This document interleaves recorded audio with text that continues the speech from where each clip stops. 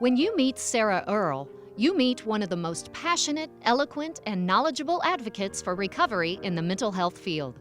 Sarah is the co-director of DBSA St. Louis Empowerment Center, where she oversees programs that help individuals who have been forgotten by society. Many believe this is what Sarah was always destined to do because of her lived experience and influential support from her family. She has always been interested in working with people. She thought at first she wanted to go into acting. And then when the center came around, she said, "Mom, I want to work there." And so she's worked for me for the past 20 years. She's very compassionate, and she has a passion for what she is doing with people with mental health disorders as well as substance use disorders.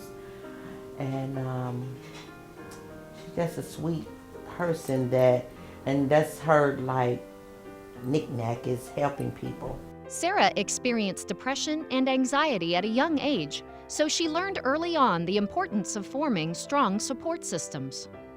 Well, my recovery journey has been throughout almost my entire life. I've been really blessed in terms of the fact that I come from a family of individuals that have lived experience. So when I was young and anxiety and depression started showing up, I have a support group and they were able to start getting me the supports I needed when I was younger. There are a few years in junior high where Sarah was kind of picked on.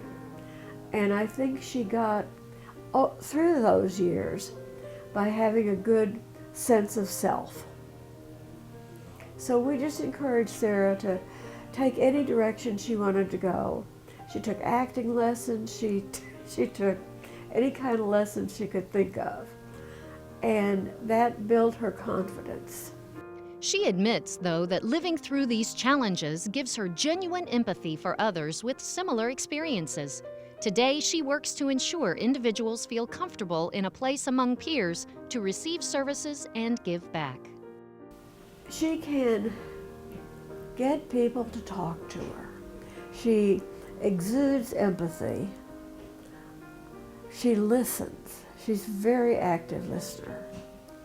And you combine all that, and then she draws you in. And people who are afraid of talking or whatever, they'll talk to Sarah. So that's been a good characteristic on her part. In addition to being a wife and mother, she's an adjunct professor and a certified Missouri peer specialist who led the charge to review and develop a more comprehensive training application as well as create a continuing education program. Because sometimes when you sit down with a social worker, you go, "I don't know you, you don't know what I've been through." But if you sit down with somebody who goes, "You know what, I've been there. I understand what you've been through," and that person has been trained to help that person set those recovery goals and to reach those recovery goals and teach them other recovery tools that they can use in their life, then they're like, "Hey, well, you kind of understand me because you've been here too," and they can give that hope. Well, if they can do it, then I can do it too. Doing the curriculum for peer specialist training, rewriting those things and pages and those sessions that we have in her. She has put a lot into helping other people to be and to make their recovery more better. So she deserves this.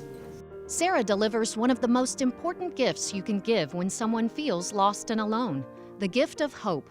Hope for recovery and hope for a wonderful and fulfilling life despite a mental illness diagnosis. Her messages are clear. Well, I have two messages, really, that are very, very important to me. One is just the journey of recovery. There's a lot of individuals that don't believe that recovery is possible.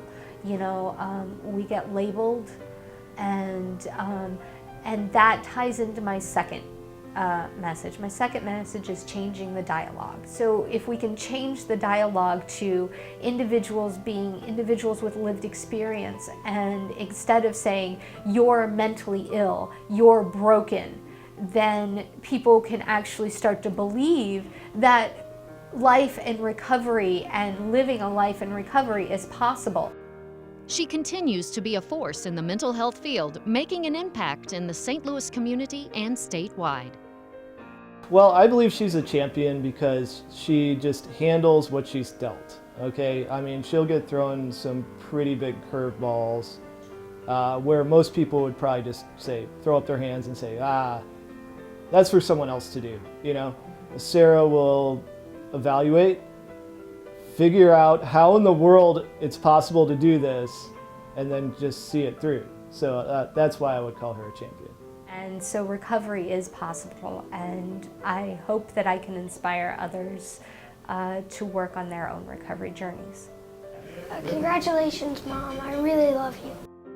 And that is what makes Sarah Earll a mental health champion.